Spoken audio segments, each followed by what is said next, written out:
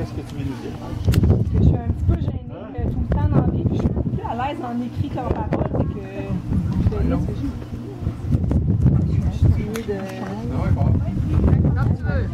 Mais ça ne dérange pas si je lis.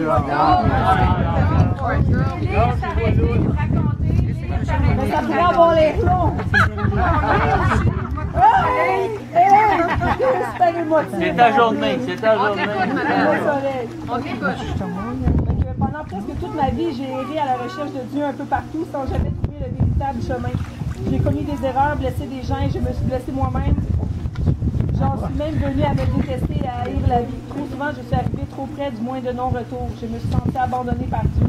Le jour où j'ai défié tous les diagnostics médicaux que je suis tombée enceinte de ma grande fille, j'ai compris qu'il ne m'avait pas abandonnée, qu'il était à mes côtés et que je cherchais simplement au mauvais endroit. Au contraire, je devais être patiente parce qu'il croiserait ma route tôt ou tard et ma vie a donc fait un 360.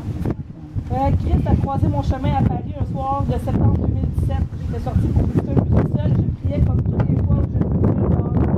J'ai demandé à Christ de me montrer la bonne voie et de m'éclairer.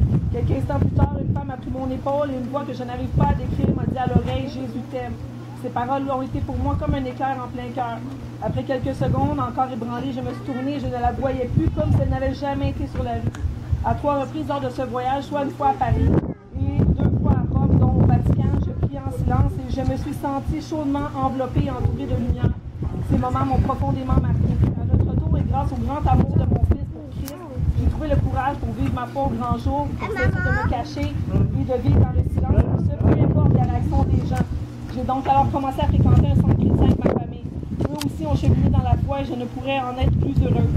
Christ a pris une place de choix dans ma vie. Il est au cœur de tout et fait de moi une bien meilleure personne. Le 27 mai, quelques jours après notre arrivée en ville, je suis venue seule un dimanche au centre Bien-Voix. Non seulement j'ai été accueillie chaleureusement, mais je me suis sentie bien comme jamais. À la fin de la prédication, j'ai reçu un onction d'huile symbolique. Par la suite, j'ai vécu un moment qui restera jamais gravé dans ma mémoire et dans mon cœur. Louis priait les mains sur mon visage en demandant au Saint-Esprit de briser les liens qui me retenaient prisonnière de mon passé. Après un moment, je me suis sentie comme jamais auparavant. Toutes les larmes de mon corps ont coulé. Je n'avais plus le contrôle de mon corps et mon cœur s'est rempli d'une immense chaleur. D'un seul coup, j'ai senti tous les liens se briser et tout ce poids s'enlever sur mes épaules et sur mon cœur. Je me suis pour la première fois sentie libérée de mon passé. C'est difficile de mettre des mots sur ce moment aussi intense. Par la suite, ma foi et mon amour pour Christ est encore plus renforcé et j'ai eu la profonde conviction d'être réellement sur la bonne voie. Rien ne peut plus me faire douter. Pour moi, Christ est un synonyme de liberté. Il a pardonné tous mes péchés et a brisé mes chaînes. Il est mon sauveur, je lui donne ma vie tout entière en tant que mon Seigneur. Il est enfin temps pour moi de tourner une page et de mettre fin officiellement à mon ancienne vie, de simplement marcher derrière Christ. Aujourd'hui, je vais renaître de nouveau et cette fois dans la plus belle famille qui soit, celle de Dieu. Christ est l'encre de ma vie, celle qui éclaire ma route, celui sur qui je peux compter, celui qui veille sur nous et celui que je servirai de mon mieux jusqu'à la fin. Il a changé ma vie au complet. Il a apporté dans mon cœur le vrai bonheur, la paix, l'acceptation et la libération. Il a tendu sa main et j'ai décidé de la prendre. Wow.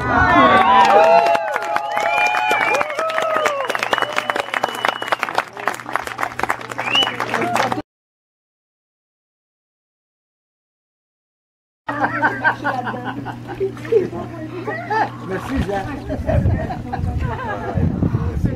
Et bonne cette année, ma frère.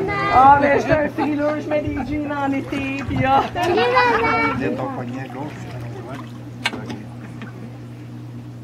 Célina, sur ta confession de foi et dans le nom de Jésus, tu baptises au nom du Père, du Fils et du Saint-Esprit.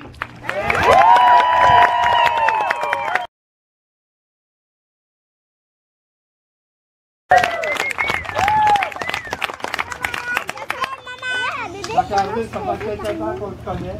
Et je peux dire qu'il n'est pas le même aujourd'hui qu'il était avant. Es-tu rendu parfait? Non. Non. Es-tu rendu aussi beau que moi? Pas encore. Ça sent bien, ça sent bien. C'est bien. Tu que ça fait longtemps qu'il fait dépasser. Ouais, pas ici. C'est ça. Et il va continuer cette œuvre-là. Ça veut dire que Marc-André va lui faire confiance. Marc-André, si tu veux nous partager quelque chose, parle assez fort que tout le monde t'entende. Ce qui m'a apporté à servir Dieu, c'est que j'ai fait une petite chose de lui. Je priais au Seigneur de ne pas mourir. Les petits miracles que j'ai eus, c'est que Dieu m'a délivré de la drogue et de la boisson. J'aimerais servir Dieu et pas faire du travail. Oh, wow!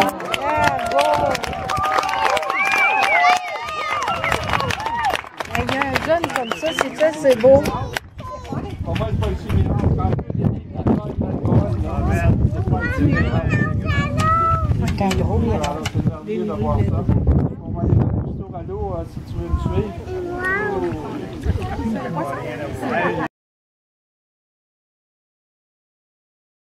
La confession de foi et dans le nom de Jésus-Christ, je te baptise au nom du Père, du Fils et du Saint-Esprit.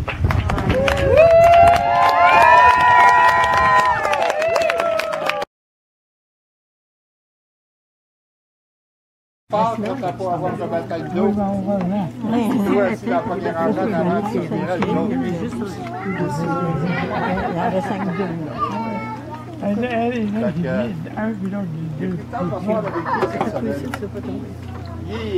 est gêné un peu pour parler devant le monde. Il est émotionnel un peu. Mais j'ai posé des questions. Tu sais pas, qu'est-ce que Jésus a fait pour toi? Que tu vas répondre, c'est quoi te le dire? Qu'est-ce que Jésus a fait pour toi? Te sauver. Amen. Il est mort pour toi à la fois. Il a parlé de ça, puis une certaine, disons, il était gêné un peu de ça, une émotion dans l'homme. Il fait chaud. Je sais qu'il y a de la Seigneur. Je sais qu'il a compris ce que Jésus a fait pour lui. Et puis aujourd'hui, on va passer par les autres affaires. Quelque chose de dire? Quelque chose de dire?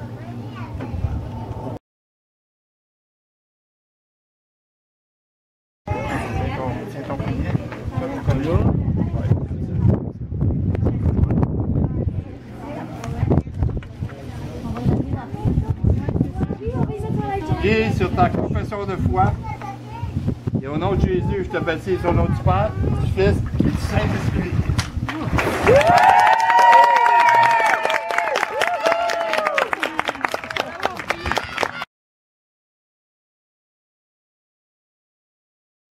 Linda, il y a plusieurs choses qui se sont passées dans sa vie cette année. Il n'y a pas longtemps, ça a été le mariage. Et il y a eu 2 mariages. Le mariage de Linda à Raymond. On dit qu'on est l'épouse de Christ, parce qu'il y a une fiançaille avec le Seigneur aussi. Je dis que Linda peut témoigner aujourd'hui de son amour, de ce que Christ a fait pour elle, ce qu'elle aimera. Linda, je te laisse la parole.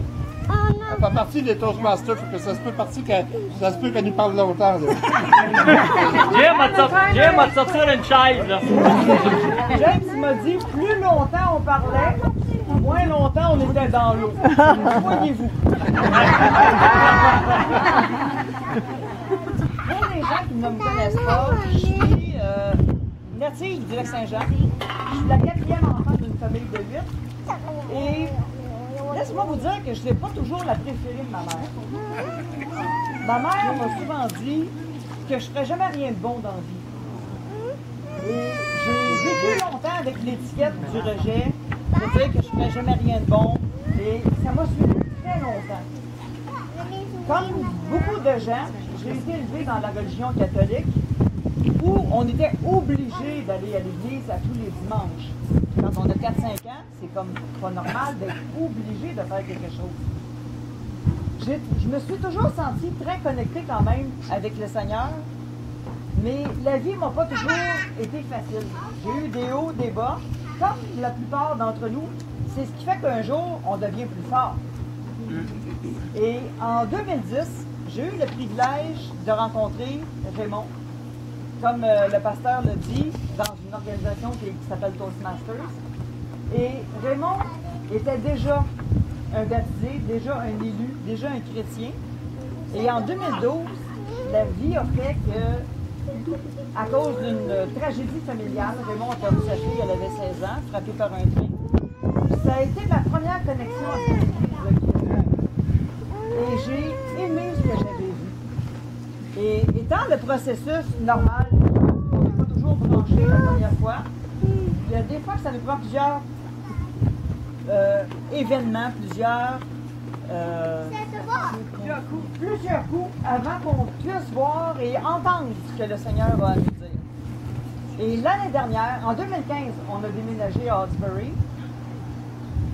Et en prenant des marches, on a passé devant l'église et Raymond lui dit « Ah, il y a une église chrétienne, un jour, il faudrait venir faire un tour. » Et on a vécu vraiment des moments extrêmement difficiles quand on s'est établi à Hawkesbury.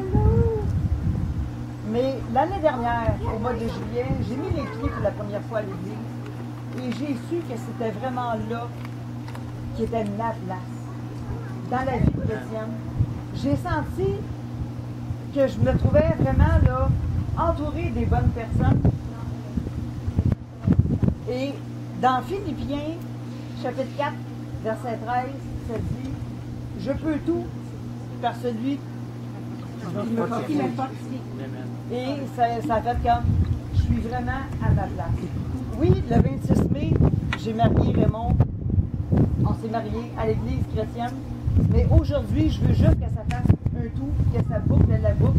Et c'est un cadeau que je me fais à moi-même, que de choisir de devenir.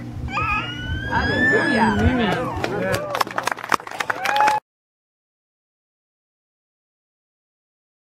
L'autre, elle voit pas? On va faire face à la caméra là. La caméra là? La caméra là? Marie, dès l'autre côté. Marie, on va laisser Marie. Même qu'elle lève la robe.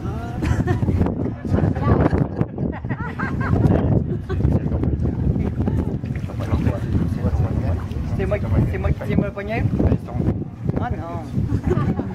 Attends, Marie. On va attendre Marie. Ah, ok. Elle est déjà là! Linda, sur ta confession de foi, sur ton témoignage, on te baptise dans le nom de Jésus, au nom du Père, du Fils et du Saint-Esprit.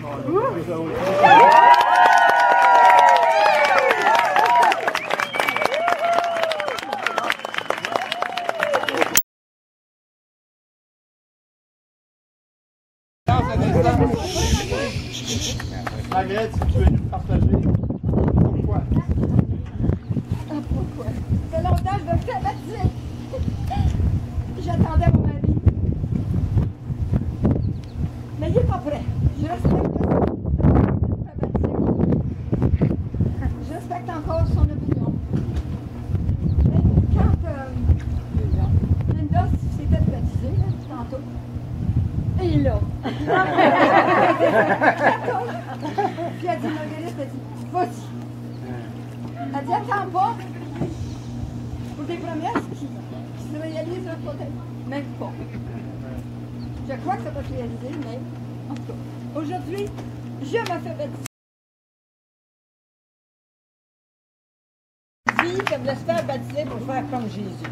Oui, parce que je voyais encore Jésus descendre dans le lac. Puis moi, j'aimerais ça me faire baptiser avec une belle robe blanche. Il y avait une torche blanche, puis il y avait des cheveux jusqu'ici. Bon, c'est ça. On sait que c'est pas des cheveux. Ben, moi, je n'ai pas des cheveux jusqu'à là. On va dire que j'ai C'est beau que le pasteur.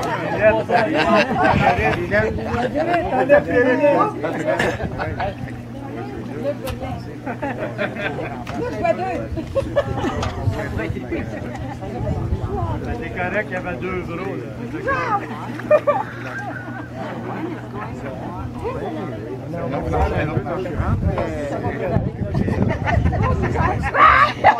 Mon cœur est là.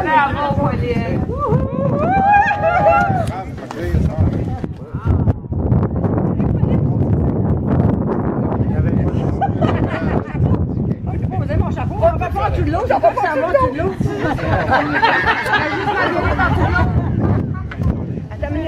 Attends une minute. Marguerite, sur ta confession de foi, et dans le nom de Jésus, je te baptise au nom du Père, du Fils et du Saint-Esprit.